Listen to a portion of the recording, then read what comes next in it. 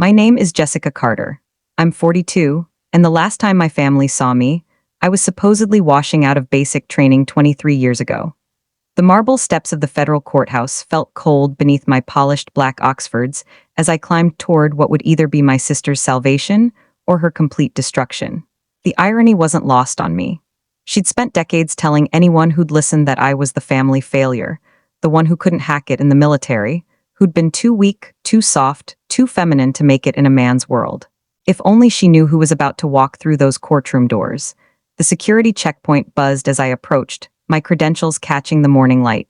"Good morning, ma'am," the guard said, his posture straightening unconsciously. Even in civilian clothes, some things never leave you. The bearing, the presence, the way others instinctively recognize authority even when they can't quite place it. "Morning," I replied, my voice carrying that particular cadence that comes from 2 decades of command, 2 decades my family knew nothing about. The elevator ride to the third floor gave me time to center myself, to prepare for what was coming. Through the narrow window, I could see the parking lot where my sister Emma had no doubt arrived in the same beat-up Honda she'd been driving since college, probably complaining to our mother about legal fees and how unfair the system was, how she was being railroaded, how if only she had connections, influence, someone who mattered, she was about to discover she'd had that someone all along. The thing about being underestimated your entire life is that you become very good at staying invisible. When Emma told everyone I'd washed out of the army after 6 weeks, a story she'd apparently fabricated after I stopped calling home during my first deployment, I let her have that narrative. It was easier than explaining why a 19-year-old couldn't tell her family she'd been selected for military intelligence training. Easier than revealing that the failure they pitied had actually been fast-tracked through every leadership program the Army offered. Easier than admitting that their disappointment in me had stopped mattering somewhere around my first silver star. The courtroom was exactly as I'd imagined: oak paneling, high ceilings, that particular smell of old books and older grievances. Emma sat at the defendant's table, her attorney beside her looking like he'd rather be anywhere else. Embezzlement charges have a way of making even the best lawyers nervous, especially when the evidence is as damning as what the FBI had compiled over the past 18 months. My mother sat in the gallery, her face drawn with worry. My father was there too, looking older than his 67 years. Emma's husband Mark kept checking his phone, probably calculating how much of their savings was already gone to legal fees. Their 2 teenage sons flanked them, confusion and embarrassment radiating from their hunched shoulders. None of them noticed me slip into the back row. The prosecution's case was methodical, devastating. 3 years of skimmed donations from the children's charity Emma managed, nearly $200,000 redirected to personal accounts, luxury vacations, private school tuitions. The paper trail was immaculate. Bank records, forged signatures, fabricated expense reports. Every transaction documented, every lie exposed. Emma's defense was predictably weak. Emotional appeals about being a single mother before she remarried, about medical bills, about how she'd borrowed the money with every intention of paying it back. Her lawyer painted her as desperate, overwhelmed, a victim of circumstances beyond her control. I'd heard it all before, of course. I'd been the one to recommend the FBI open the investigation. The defense calls character witnesses, Emma's attorney announced, and I watched my family straighten in their seats. This was their moment, their chance to save Emma with testimonials about what a good person she was, how this was all a misunderstanding. One by one, they took the stand. My mother spoke about Emma's devotion to her children, her volunteer work, her struggles as a young mother. My father talked about her college achievements, her business degree, her natural leadership abilities. Friends and coworkers painted a picture of someone who'd simply made a mistake, who deserved a second chance. Through it all, Emma played her part perfectly. Tears at the right moments, grateful nods, the occasional sob into a tissue. The performance was flawless, just like it had been our entire childhood whenever she needed to escape consequences for her actions. Just like when she'd convinced our parents that I'd been the one who'd broken mom's antique vase, or stolen money from dad's wallet, or cheated on my sats, Emma had always been gifted at rewriting history, at making herself the victim and everyone else the villain, including the sister who'd supposedly been too weak to survive military training. "Your Honor," her attorney said during closing arguments, "my client is not a career criminal. She's a mother, a daughter, a pillar of her community who made a series of poor decisions during a difficult time in her life. She has family support, people who believe in her, who are willing to help her rebuild her life.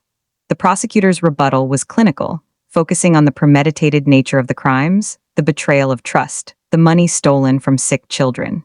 Professional, thorough, and utterly damning. The prosecution would like to call one final witness, Your Honor, the lead prosecutor announced, someone who was instrumental in bringing this case to our attention. I stood up. The clicking of my heels against the marble floor echoed through the suddenly silent courtroom as I walked toward the witness stand. I could feel my family's eyes on me, could sense their confusion building into recognition, and finally, inevitably, into shock. Please state your name and occupation for the record, the prosecutor requested.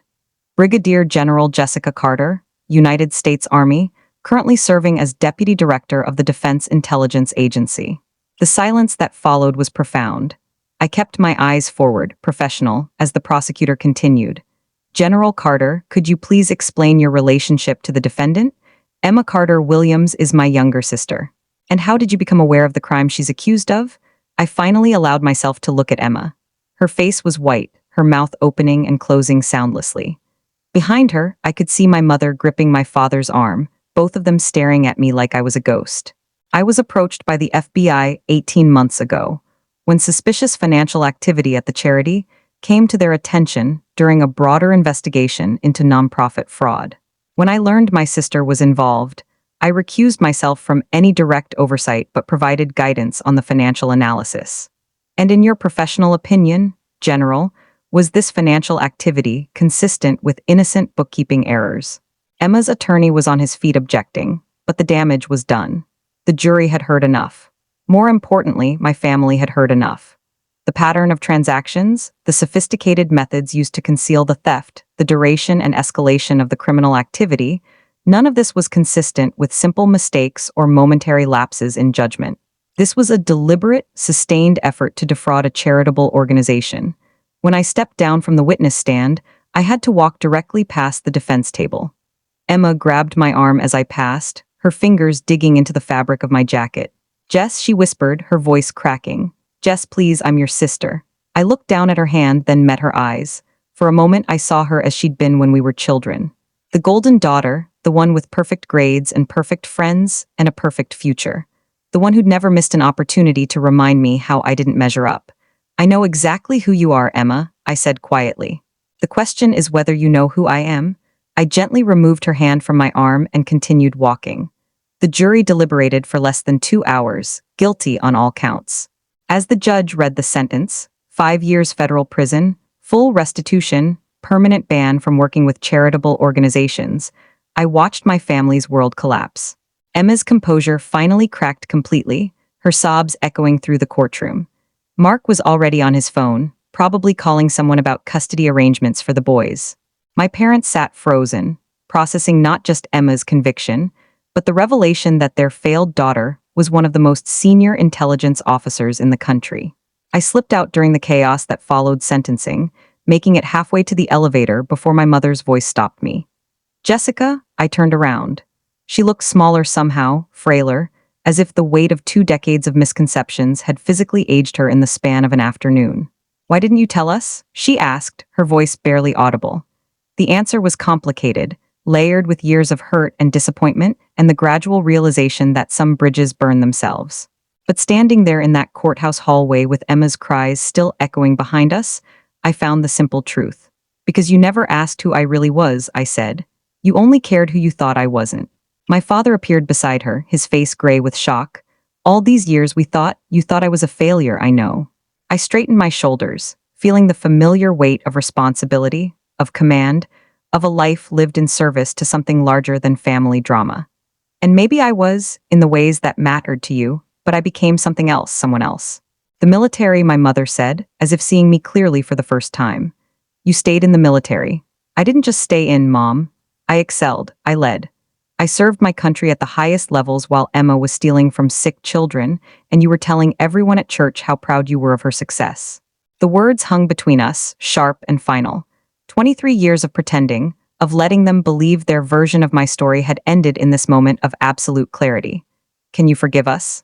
My father asked, and something in his voice almost broke through the armor I'd built around my heart. Almost. I forgave you years ago, I told him.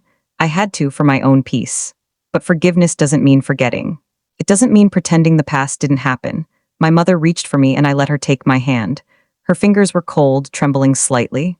We were wrong, she said, about everything. About you? Yes, I agreed, you were. The elevator arrived with a soft ding, and I stepped inside. As the doors began to close, I saw my family standing there in the hallway, broken, confused, finally beginning to understand the magnitude of what they'd lost when they decided I wasn't worth knowing. General Carter, my father called out, using my title for the first time. I held the elevator door. Yes. He straightened his shoulders, and for a moment, I saw where I'd inherited my own military bearing. We're proud of you. We should have said that a long time ago. I nodded once, acknowledging both the sentiment and its tragic timing. Take care of those boys, I said. They're going to need you now. The doors closed, and I was alone with my reflection in the polished steel. A woman in her early 40s, successful beyond her family's wildest dreams, finally free from the burden of their expectations. 3 months later, I received a promotion to Lieutenant General and was assigned to lead the Pentagon's new Cyber Warfare Division. The ceremony was covered by military publications and defense industry magazines. My picture appeared in briefing materials distributed to senior government officials worldwide. My parents framed the article from Army Times and put it on their mantelpiece, next to Emma's college graduation photo and Mark's law school diploma. My mother sent me a card with a newspaper clipping, her handwriting shaky but determined. We're telling everyone about our daughter, the general. Too little, too late, but perhaps enough to begin healing wounds that had festered for decades. Emma served 3 years of her sentence and was released early for good behavior. She works now at a nonprofit that helps formerly incarcerated women reintegrate into society. She's never stolen another penny, never taken credit for achievements that weren't hers, never again underestimated the power of quiet strength and long-term consequences.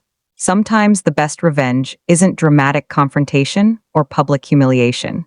Sometimes it's simply living well, achieving greatness, and letting the truth speak for itself when the moment is right. Sometimes it's walking into a courtroom as the person they said you could never become and watching their entire understanding of reality crumble in real time. Sometimes it's knowing that while they were measuring worth in terms of social status and traditional success, you were building something infinitely more valuable, a life of service, honor, and genuine achievement that no amount of family dysfunction could diminish. I never needed their validation to become who I was meant to be, but I'll admit there was something deeply satisfying about finally showing them exactly who that person was.